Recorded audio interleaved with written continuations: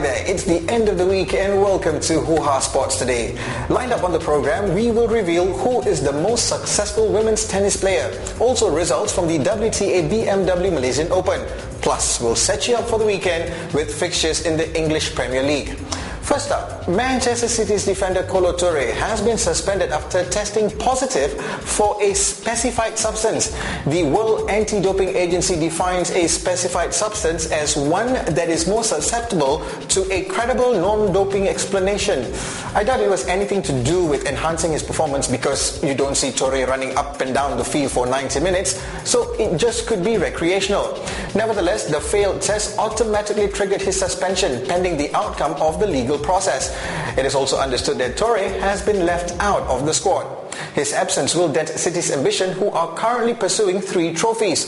They have progressed to the quarterfinals of the FA Cup, are set to take on Dinamo Kiev in the last 16 of the Europa League, and are third in the Premier League, 10 points behind leaders Manchester United. So, who are City up against this weekend? Let's look at the Premier League fixtures. City should have no problem facing Wigan at home. Arsenal can close in to a point of United when they play Sunderland. Bolton will welcome Villa, Fulham are up against Blackburn, Everton head to St James's Park, and League Cup winners Birmingham better not be having a hangover when they meet West Brom. On Sunday sees Wolves and Spurs, and of course, the big one, the stuff of legends, a duel of epic proportions. Well, you know, it's Liverpool versus Man United. And our fans' live coverage will be at 2 viewing parties. The MU camp will be in Mukmin restaurant in Shah Alam, while the Liverpool guys will be hanging out at their regular spots, the Funky Villa at E at the Curve. There will also be a friendly futsal match between both supporters club at 1 p.m. at Padang Inwan Utama. And on Monday night, Blackpool will welcome Chelsea to their torrid pitch. We stay in Europe for a couple of results from this morning's matches in the Spanish Primera Liga. As Barca took a 10-point lead in the standings yesterday after their win over Valencia, Real Madrid faced Malaga, and boy were they eager to reduce that deficit. The Galacticos overwhelmed the club that's sitting second from the bottom in the league, hammering them 7-0, with Cristiano Ronaldo bagging a hat-trick, and now have packed the gap to 7 points to Barca. In the other fixture, Almeria and Racing drew 1-1. There are no fixtures this weekend in the Malaysian Super League, so we'll just move on to tennis. The WTA BMW Malaysian Open Day 4 saw some shock waves in the competition at the Bukit Kiara Equestrian and Country Club.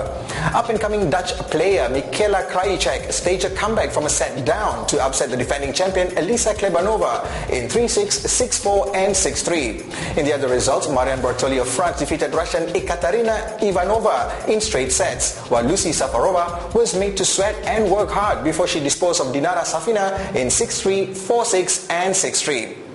Alright, in yesterday's show I asked who was the most successful women's tennis player of all time, and also who bagged the most money from the court. Because let's face it, Anna Kournikovas' tennis is crap, but she made a lot of money off the court. Let's first look at the money list as of 21st February 2011. Quite up to date, I tell you.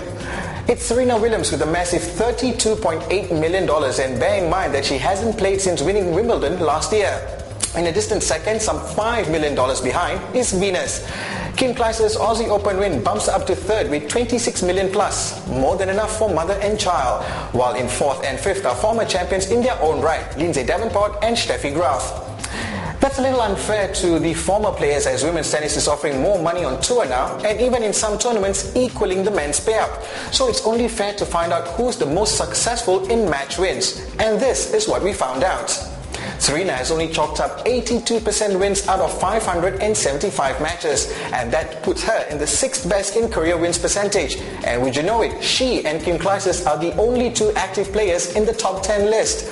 The all-time best career wins percentage in the top 5 we see got stabbed in the back Monica Seles, cancer fighter Martina Navratilova, Steffi, is she still married to Andre Agassi Graf, Chris Evert, who used to be known as Chris Evert Lloyd and I believe now is married to Greg Norman.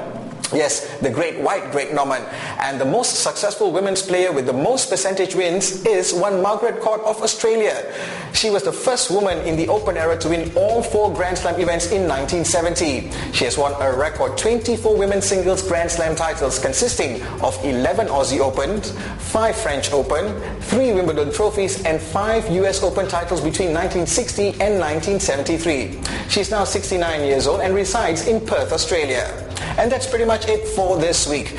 Do log on to Hoohaa.my for more sport, travel, fashion and e-games features. Plus, our exclusive Fans Live episode on Monday with the Liverpool and Man United supporters. Until then, you have a great sporting weekend. I'm Patrick saying it's bye for now.